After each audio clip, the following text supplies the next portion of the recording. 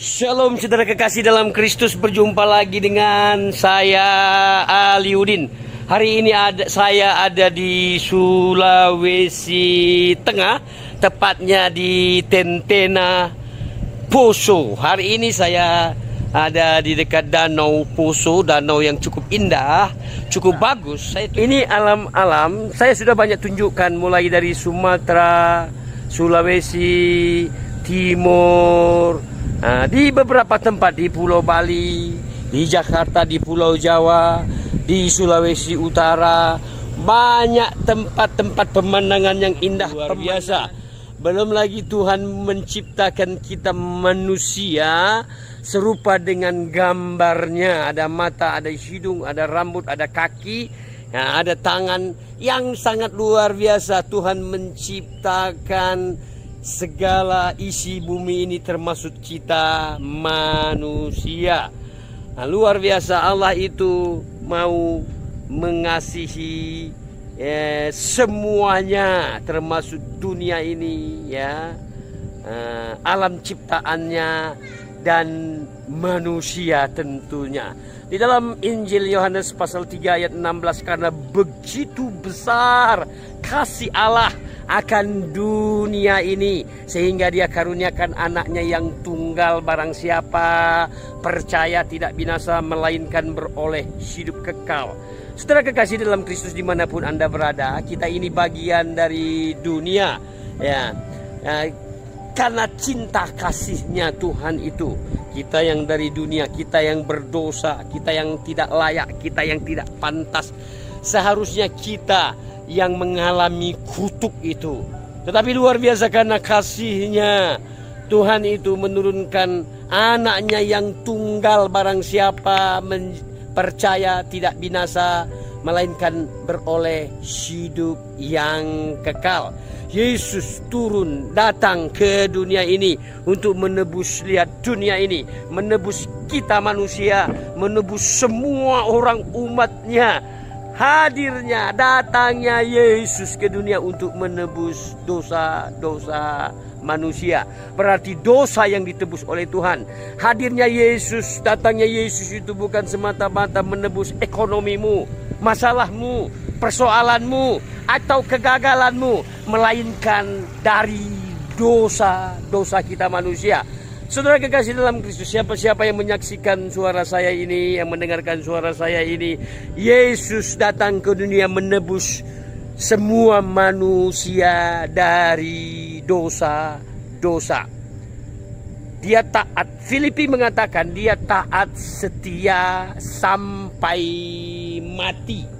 Dan darahnya tercurah untuk menebus dosa manusia. Jadi Yesus mati bukan setengah mati. Dia benar-benar mati, darahnya tercurah untuk menebus dosa, kutuk. Kita manusia yang terkutuk, seharusnya kita yang menjadi kutuk. Tetapi luar biasa, karena kasihnya dia turun. Dialah yang menjadi kutuk, menebus dosa manusia, menebus kita dari kutuk sakit penyakit, dari kutuk-kutuk dosa, kutuk segala kutuk telah ditanggungnya di kayu salib. Itulah makanya namanya diagungkan, dari nama di atas segala nama, dan semua lutut akan bertelut mengaku dialah Tuhan. Saudara kekasih dalam Kristus, siapa-siapa kita yang ditebus dosanya oleh Tuhan, makanya kita akan terus bersuka cita, kita berkemenangan, kita senang, kita gembira. Saudara kekasih dalam Kristus, siapa yang akan gembira jikalau orang itu bermasalah dalam dosa?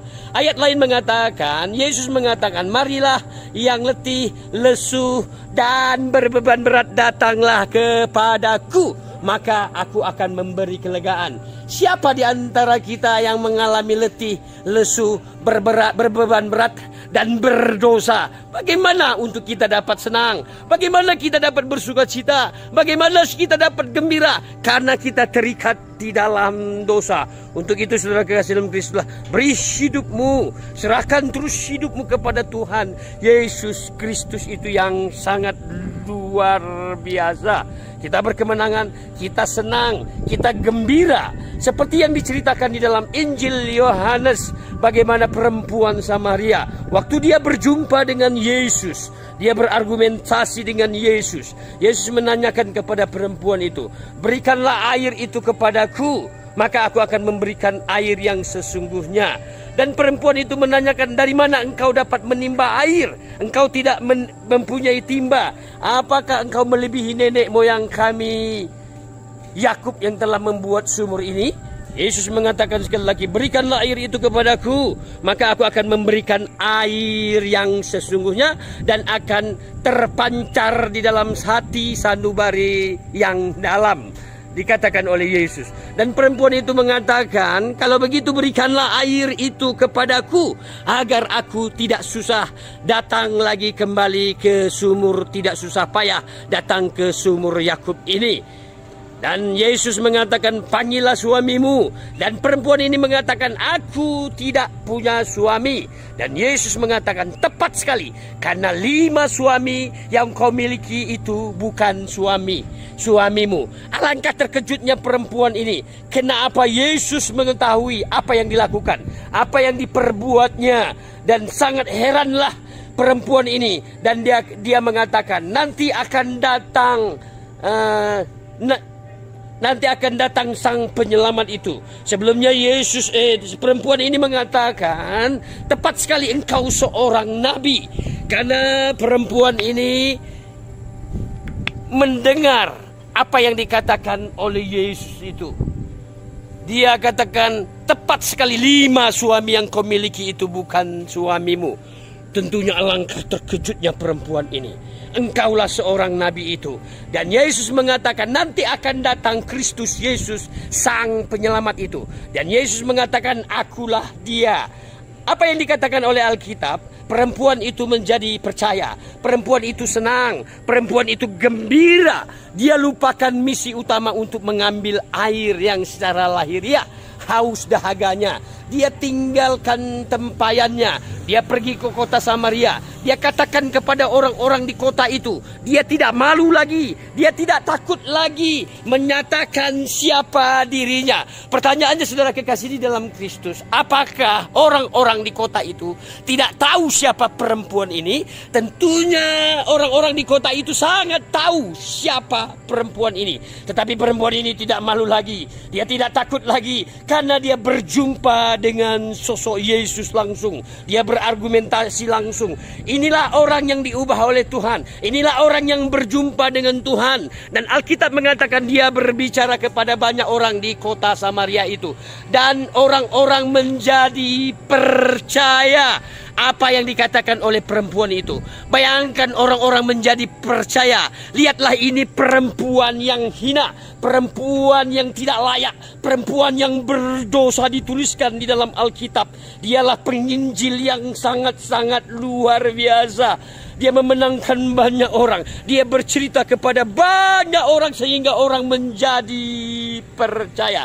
Sekali lagi, saudara kekasih dalam Kristus, inilah orang yang berjumpa dengan Tuhan. Inilah orang yang ditebus dosanya oleh Tuhan. Inilah orang yang mengalami kelepasan secara pribadi hidupnya dari dosa, dari dosa-dosanya. Sekali lagi, saudara kekasih dalam Kristus, hadirnya Yesus ke tengah-tengah dunia ini untuk menebus umatnya dari dosa. Sekali lagi, datangnya Yesus ini bukan hanya semata-mata menyelesaikan ekonomimu, masalahmu, persoalanmu, sakit penyakitmu, tetapi melainkan dari dosa. Kita berkemenangan, kita senang, kita bahagia karena Yesus telah menebus dosa-dosa kita. Saudara kekasih dalam Kristus, orang yang mengalami perubahan, orang yang mengalami perjumpaan dengan Tuhan, orang yang mengalami hidup secara pribadi dengan Tuhan, apakah tidak ada masalah dalam hidupnya? Tidak ada persoalan hidup dalam hidupnya? Injil tidak pernah menjanjikan tidak ada masalah. Dan Injil itu tidak pernah menjanjikan tidak ada persoalan. Tetapi Injil menjanjikan aku menyertai. Berarti Allah menyertai, terus menyertai. Dia Allah Immanuel, Allah yang menyertai setiap kehidupan orang-orang percaya. Saya beri contohkan di dalam Alkitab bagaimana Tuhan mau pakai Yusuf. Pertanyaannya, apakah Tuhan itu melindungi Yusuf dibuang ke sumur? Seluruh keluarganya, saudara-saudaranya ingin membunuhnya. Dan lihat, keluarganya, saudara-saudaranya memasukkan dia ke dalam sumur. Saudara lain mengatakan, untuk apa kita buang dia ke sumur ini? Tidak ada artinya dan tidak ada gunanya. Mereka melihat saudagar-saudagar. Mereka melihat saudara-saudara akan membawa dagangannya. Mereka melihat budak-budak yang dijual. Lebih baik kita jual, lebih baik ada hasilnya. Dan apa yang terjadi? Tuhan tidak melindungi Yusuf untuk dijual. Tuhan memakai Yusuf untuk kemuliaan Tuhan. Tidak sampai di situ, Tuhan izinkan Yusuf itu dibuat menjadi budak. Lihat, menjadi budak. Tidak sampai di situ, Tuhan izinkan istri Potifar memfitnah yang tidak dilakukan oleh Yusuf itu. Dan tidak sampai di situ, Yusuf dipenjara. Banyak tahun dia dipenjara. Dan tidak sampai di situ, juru minum melupakan Yusuf. Saudara kekasih dalam Kristus, bertubi-tubi, bertahun-tahun, banyak tahun penderitaan, tantangan, masalah, persoalan dialami oleh seorang Yusuf itu.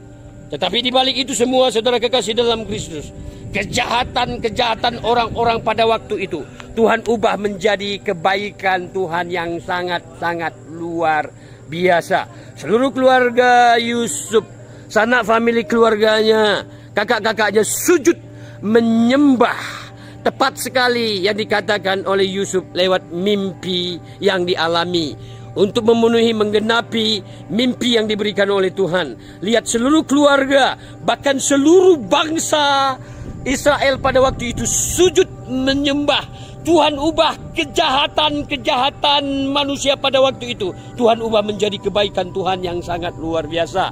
Tentunya yang tidak tertandingi, tidak terkalahkan. Bagaimana seorang Yesus difitnah, dihina, dicaci, dimaki, difitnah yang tidak dia lakukan. Begitu jahatnya pada orang-orang pada waktu itu. Disesah, dilempar, dirajam, bahkan disalib. Saudara kekasih dalam Kristus, salib itu kejahatan manusia yang cukup kejam. Salib lambang kematian yang cukup sadis. Tetapi lihat apa yang Tuhan kerjakan. Lewat salib itu, alat pencabut nyawa yang kejam Tuhan ubah menjadi alat kehidupan kekal dan abadi. Inilah semua yang dilakukan oleh Yesus. Yesus sekali lagi datang ke dunia ini untuk mengubah manusia.